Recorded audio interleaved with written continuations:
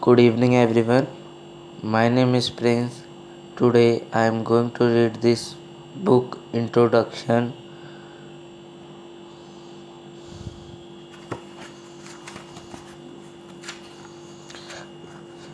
If you haven't watched the content video, please watch.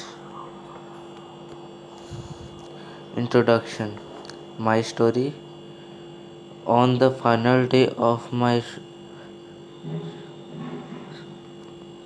sophomore year of high school, I was hit in the face with a baseball bat as my classmate took a full swing. The bat swiped out of his hand and came flying toward me before striking me directly between the eyes. I had no memory of the moment of impact. The bat smashed into my face with such force that it crushed my nose into a distorted U shape. The collision sent the soft tissue of my brain swelling into the inside of my skull. Immediately, a wave of swelling surged throughout my head. In a fraction of a second, I had broken nose, multiple skull fractures, and two shattered eye sockets. When I opened my eyes, I saw people staring at me and running over to help. I looked down and noticed spots of red on my clothes. One of my classmates took his shirt off his back and handed it to me. I used to pluggle the stream of blood rushing from my bones nose. Shocked and confused, I was unaware of how seriously I have injured. My teacher looped his arm around my shoulder and we began the long walk to the nurse office, across the field, down the hill and back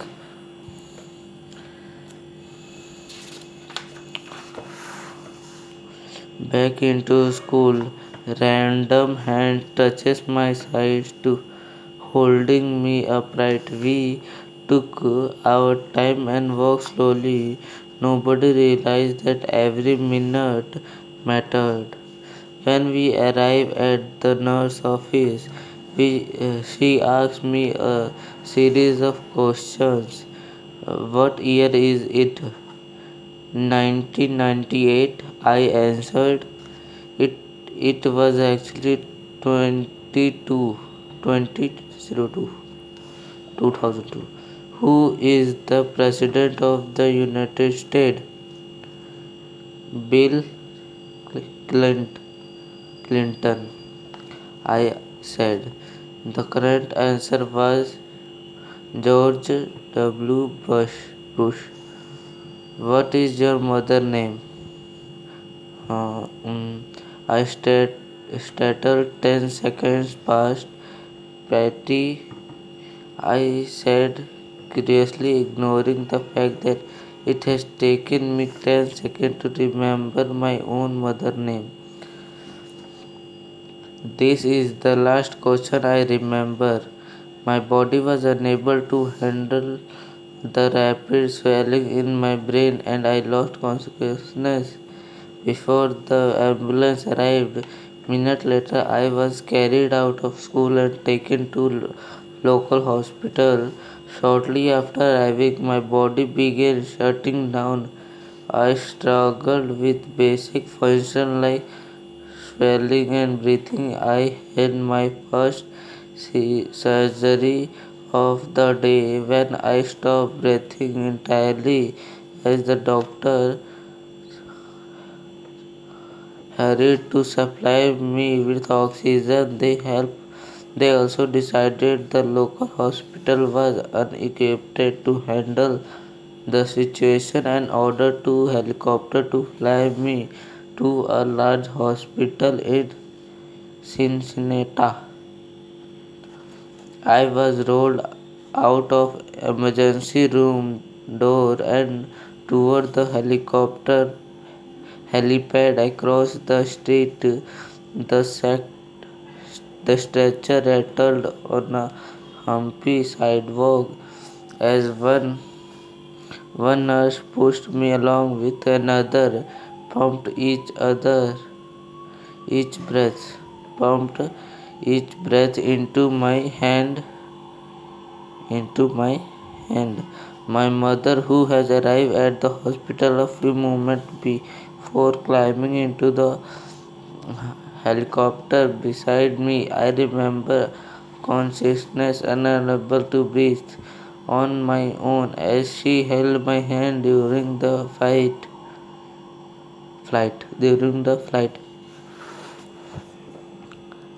While my mother rode me with the helicopter, my father went home to check on my brothers and sisters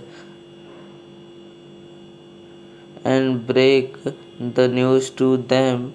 He choked back tears as he explained to my sister that he would miss her 8th grade graduation ceremony that night. After passing my siblings off to family and friends, he drove to Cincinnati, Cincinnati to meet my mother. When my mom and I landed on the roof of the hospital, a team of nearly 20 doctors and nurses sprayed on the helipad and wheeled me into the trauma room.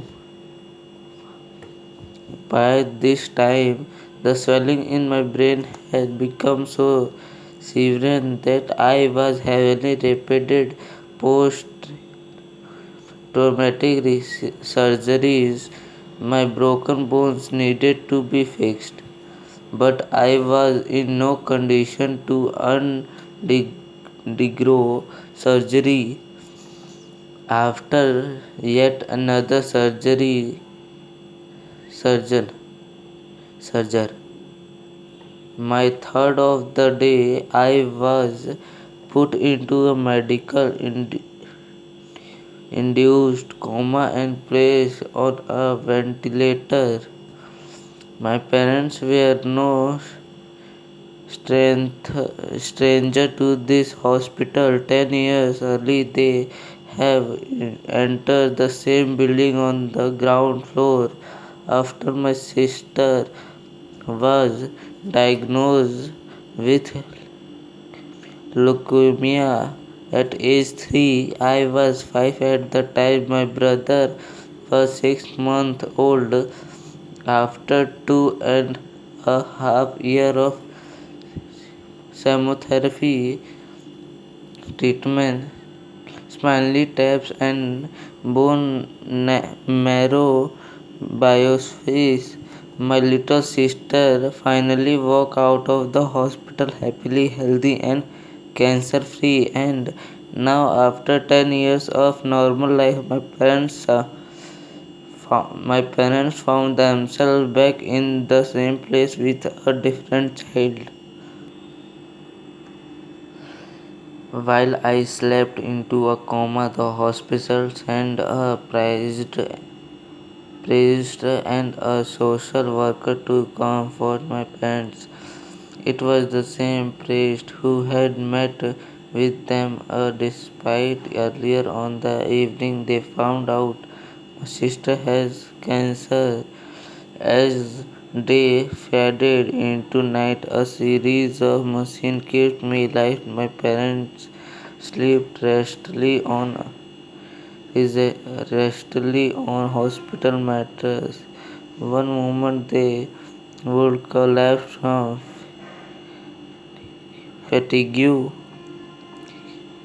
The next they would be wide awake with worry. My mother will tell me later I was one of the worst it was one of the worst night I have ever had.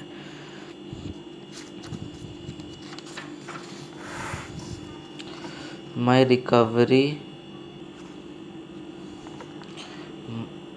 mercifully by the next morning my breathing had rebounded to the point where the doctor felt comfortable releasing me from the coma. Releasing me from the coma. When I finally regained consciousness, I discovered that I had lost my ability to smell.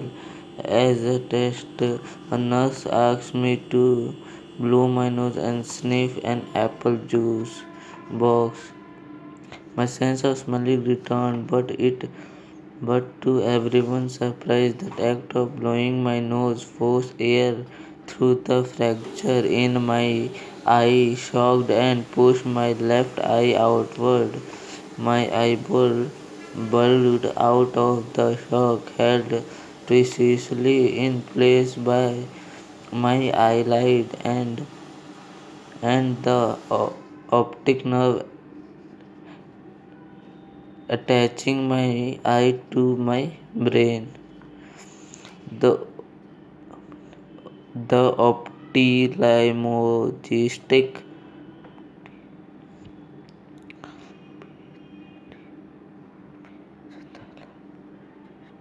the ophthalmologist said my eye would regularly slide back into place as the air speeded out. But uh, it was hard to tell how long this would take. I was uh, scolded for surgery 1 week later, which would allow me some additional time to heal. I took like I had been on the wrong end of a boxing match. But I was cleared to leave the hospital. I returned home with a broken nose, half a dozen facial fractures, facial fractures, and a bulging left eye. The following months were hard. It felt like everything in my life was on pause. I had doubt vision for weeks. I literally could not see straightly. It like more than a month, but my eyeball did eventually return to its normal location between the seizures and my vision problem. It was 8th month before I could drive a car again. At At physical therapy, I practiced method m- motor, basic motor pattern like walking into a straight line. I was decided not to let my injuries get me down, but there were more than a few months when I felt depressed and overwhelmed. I became painfully aware of how far I had gone when I returned to the baseball field. 1 year later, baseball had always been a major part of my life. My dad had played minor league baseball for the St. Louis Cardinals, and I had a dream of playing professional too. After months of rehabilitation, what I wanted more than anything was to get back on the field. But my return to baseball was not smooth. When the season rolled around, I was only junior, junior to be cut from the varsity baseball team. I went. I was sent down to play with the sophomore sophomores of juniors varsity. I had been playing since age 4, and for someone who had spent so much time and effort on the sport, getting cut was humiliating. I vividly remember the day it happened. I sat in my car and cried as I flipped through the radio, desperately searching for a song that would make me feel better. After a year of self doubting, I managed to make the varsity team as a senior, but I rarely made it on the field. In total, I played 11 innings of high school varsity baseball, barely more than a single game. Despite of my lackluster high school career, I still believe I could become a great player. Varsity baseball, barely more than a single game. Beside my lecturer high school career, I still believe I could become a great player, and I knew that if there were going to improve, I was the one responsible for making it happen. The turning point came 2 years after my injury. When I began college at Dinosaur University, I was a new beginning, and it was the place where I would discover the surprising power of small habits from for the first time. How I learned about habits. Attending Dinosaur was one of the best decisions of my life. I earned a spot of the baseball team, and although I was at the bottom of roster as a freshman, I was thrilled. Beside the chase of my high school year, I had managed to become a college athletic. I was not going to be starting on the baseball team anytime soon, so I focused on getting my life in order. While my peers stayed up later and played video games, I built good sleep habit and went to bed early each night. In the massive world of college dorm, I make a point to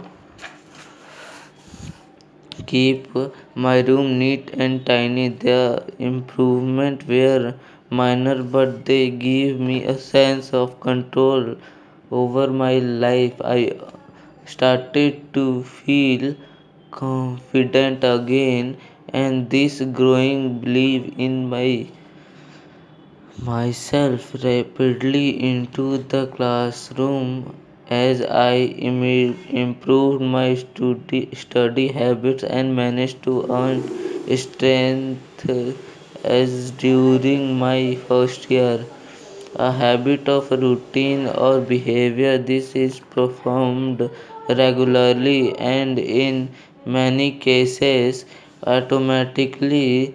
As each semester passed, I actually accumulated small but considered habits that ultimately led to results that were unimaginable to me when I started For example, for the first time in my life, I made it a habit to lift weight multiple times per week, and in the year that flew, my 6 foot 4 inch frame bulked up from a featherweight 172 to a lean 20 pounds. When my sophomore season arrived, I earned a starting role of my pitching staff. By my junior year, I was voted team captain, and at the end of the season, I was selected for the all conference team. But it was not until my senior season that my sleep habit, study habit, and strength training habit really began to pay off.